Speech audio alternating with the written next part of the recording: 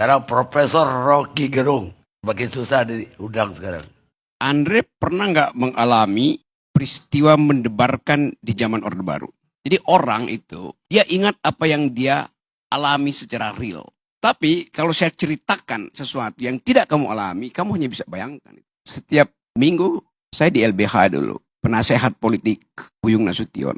Setiap kali kita diskusi, datang polisi dari Kramat 5, dulu polisi dan tentara masih sama, Kremlin kita sebut. Dia masuk ke ruang diskusi, ada Malik.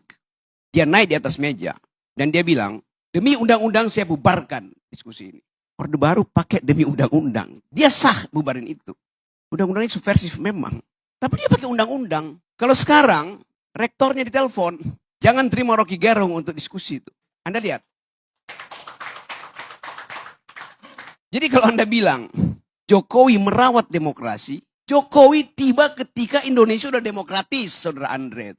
Jokowi nggak ada di mana-mana ketika Anda di Uber-Uber itu. Jadi bagaimana mungkin Anda bilang Jokowi sedang merawat demokrasi? Dia memberantakkan demokrasi, itu intinya. Ada pepatah bilang begini, we choose joys and sorrow long before we experience them. Kita memilih kegembiraan atau kesusahan jauh sebelum kita mengalaminya.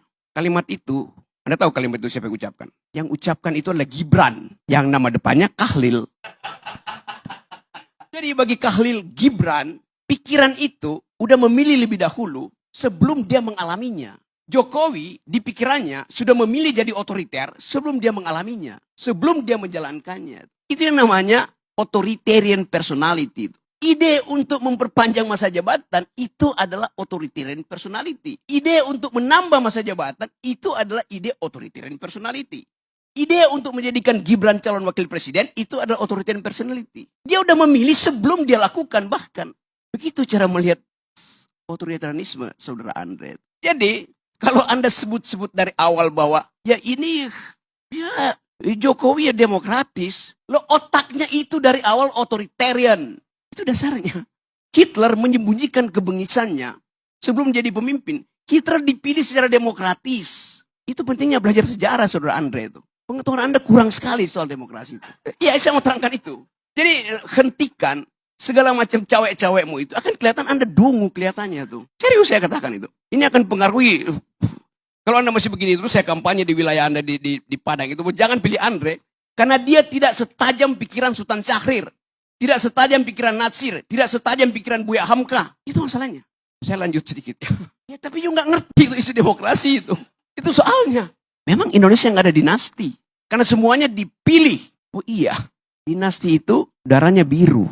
Yang sekarang bukan dinasti. Karena darahnya kotor. Kotoran itu ada di pikiran Pak Jokowi dari awal. Semua yang kita pernah bayangkan itu akhirnya ditemukan faktual oleh majalah Tempo. Semua yang kita janjikan sebagai perubahan dibatalkan oleh gerakan mahasiswa yang dengan satu kalimat, kami muak. Anda mau uji dengan apa prinsip kami muak itu?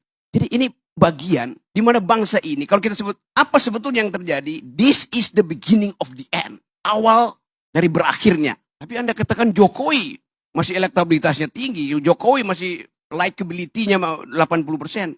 Ya sama kayak Lilin. Lilin itu sebelum dia mati, dia menyala terang. Peng, mati. Itu poinnya tuh.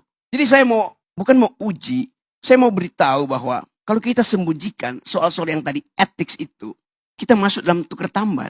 Machiavelli bilang begini, kebusukan kekuasaan bukan pada penggunaan fisik kekuasaan, tapi pada pengkhianatan itu, pada penipuan. Itu semua soft powernya Jokowi. Jokowi nggak datang seperti Soeharto bilang, I'll cover you, gua gebuk lu. Enggak. Dengan senyap dia lakukan pengkhianatan. Pengkhianatan pada Ibu Mega, pengkhianatan pada bangsa ini, pengkhianatan pada emak-emak. Apa kurang kejamnya Jokowi? Dia bikin IKN, dia jual nggak laku ke Cina, dia jual ke Amerika nggak laku, dia jual ke Mesir nggak laku, dia jual ke Malaysia nggak laku, dia jual ke Singapura nggak laku. Lalu akhirnya dia paksa oligarki itu untuk nyumbang di depan. Kurang cukup.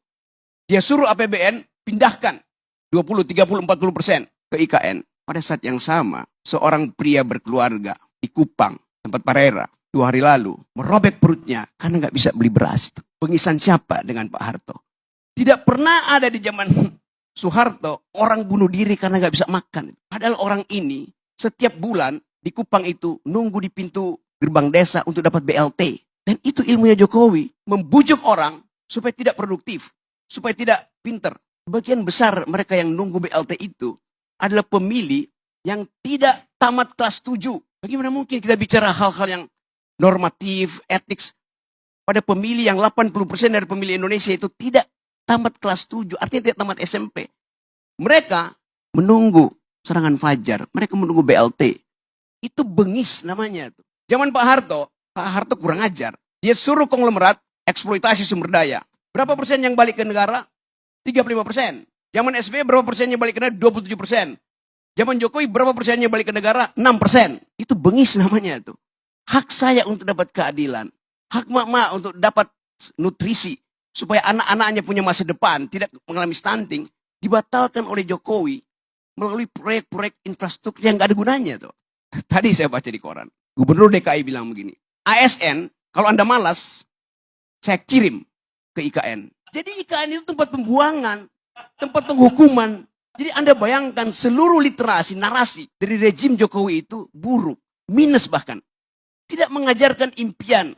Kenyataan yang dibikin oleh Jokowi. Di mana IKN itu bagus? Ada. Di mana? Di laptopnya Jokowi itu. Itu dasarnya. Jadi saya mau terangkan ini untuk memberitahu bahwa yang disebut otoritarianisme tidak harus melalui keadaan yang Anda lihat. Kenapa Presiden Soeharto otoritarian? Ya karena dia rejim militer. Ini rejim demokratis, tapi memakai ide politik untuk mengatasi kemandekan ambisi dia. Itu datang dari pikiran yang otoritarian itu.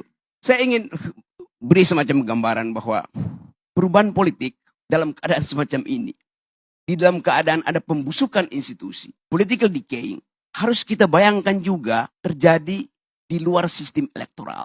Itu kira-kira yang dimaksudkan oleh Ibu Mega. Kalau saya mau teruskan logika Ibu Mega. Ibu Mega tidak bicara buat Pak Jokowi, tidak bicara buat Gerindra, tidak bicara buat macam-macam. Dia bicara untuk merekatkan kembali Wong Cilik. Karena cuma itu ingatan publik terhadap PDIP. Dianiaya oleh rejim otoriter.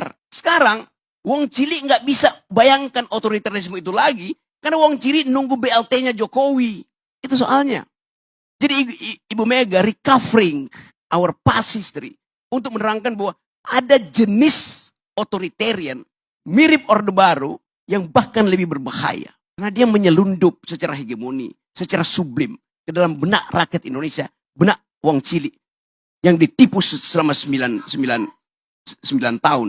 Bukan cuma Wong Cilik yang ditipu, kelas menengah juga ditipu dan kelas menengah akhirnya menangis di depan TV karena sadarnya telat. Saya mau terangkan ini bukan dalam upaya untuk mengadu domba Orde Baru Orde Lama, tetapi supaya kita paham bahwa kemampuan kita secara intelektual dibatalkan oleh Jokowi sehingga bahkan untuk mengerti demokrasi dari orang semacam Andre gagal dia pahami itu. Sekali lagi saya nggak ada problem dengan Anda. Saya punya problem dengan cara membaca sejarah. Terima kasih.